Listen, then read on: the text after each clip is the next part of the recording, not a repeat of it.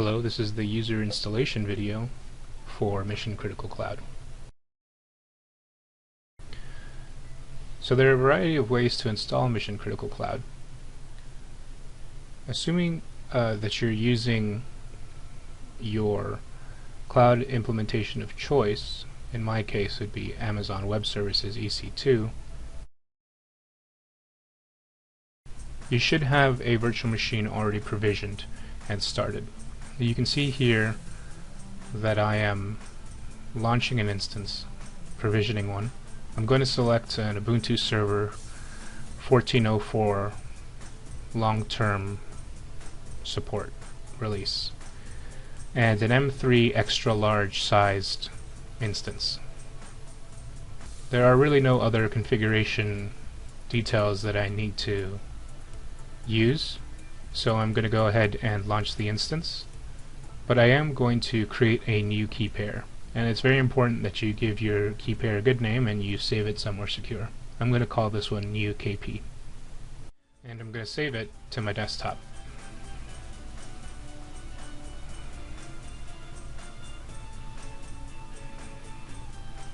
Once the instance has been successfully launched and provisioned, I'm going to view the instance and give it a name. In this case I'm going to call it new.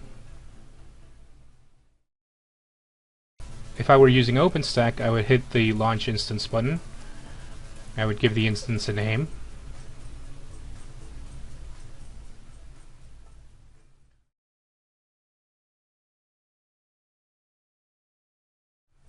I would change the flavor to make it large enough for the operating system that I'm going to load onto it, and I would select boot from image. And in this case I'm using Ubuntu 14.04 as well. Ultimately, the minimum virtual machine requirements are 1 virtual CPU, 2 GB of RAM, and 10 GB of storage space.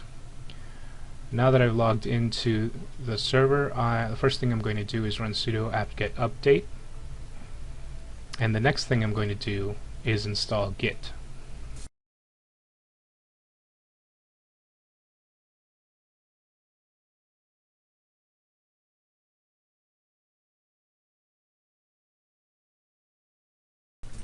Now I'm running sudo apt-get install Git in order to clone the Mission Critical Cloud onto my machine.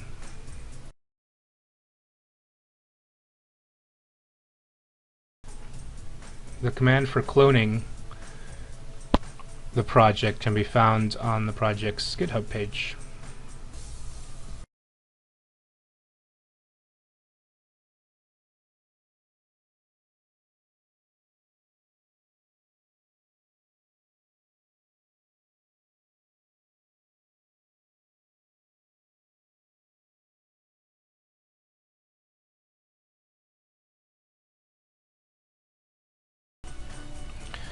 So the config file needs to be configured for the machine that you're running.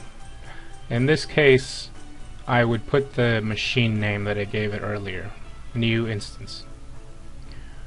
I also need to assign a unique IP address among all of my machines on my cluster for this virtual machine.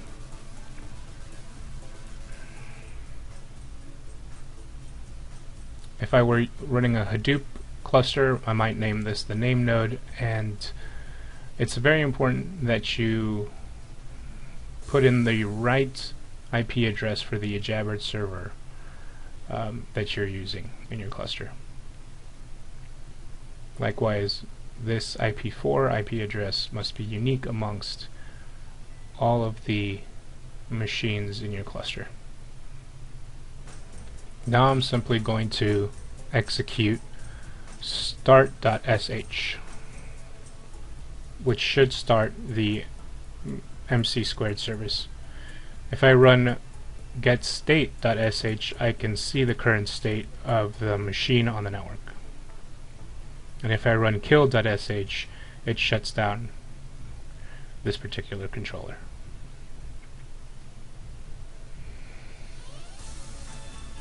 If I run getState, you can see that there's an error because it was killed previously. Reload.sh pulls from the GitHub repository and starts MC² with debugging turned off. Reload_debug.sh does the same thing except with debug turned on, so you can actually see the debug messages as the MC² service is running. Kill.sh, of course, destroys the connection. Thanks for watching.